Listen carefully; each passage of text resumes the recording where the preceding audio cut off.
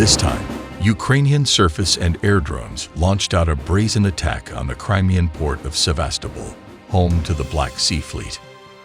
Authorities in Moscow said that the unmanned capabilities implicated in the attack were all destroyed.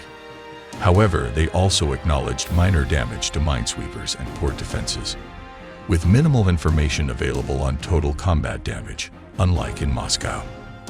Nonetheless, unconfirmed video evidence of the event implies the strike was significantly more important. Images show unmanned surface ships striking their targets, including the main ship of the Black Sea Fleet since the Moskva sunk, the frigate Admiral Makarov. The attack was carried out completely by drones, which in turn caused commentators to talk of revolution and a new century in naval combat. In David Vizgoliath's technical victory, the little and economical Ukrainian drone appears likely to be able to disrupt the fleet of a more powerful and capable opponent. Is this really happening? Do recent occurrences enable us to infer that technology is once again altering the character of naval warfare? One must resist the urge to include the revolutionary character of what drones may or may not achieve.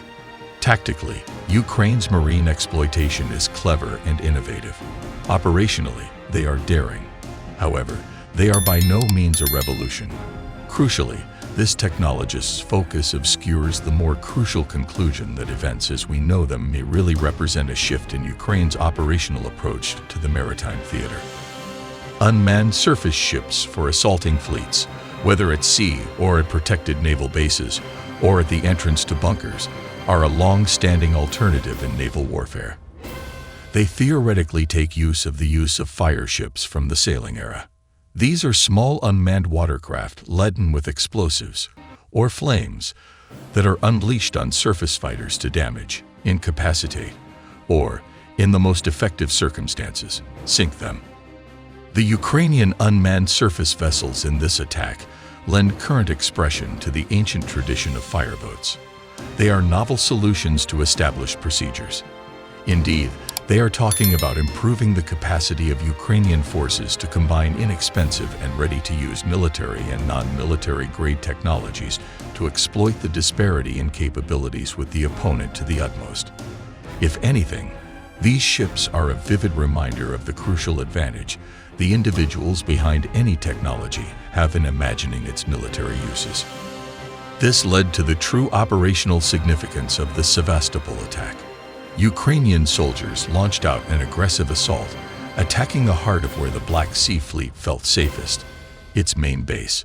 This aggressive move, if not an isolated incident, would mark a change to decisive operations in line with Ukraine's overall attempt to reclaim control of lost territory.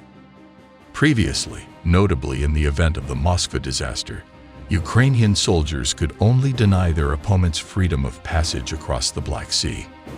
Now they appear ready to be active where they chose. Such a change would come with possibly greater prices, including Ukrainian vessels such as tugboats. This logically leads to another conclusion. Technology certainly altered the execution of operations, but a proper plan is needed to optimize its efficacy, especially when one side has less skills.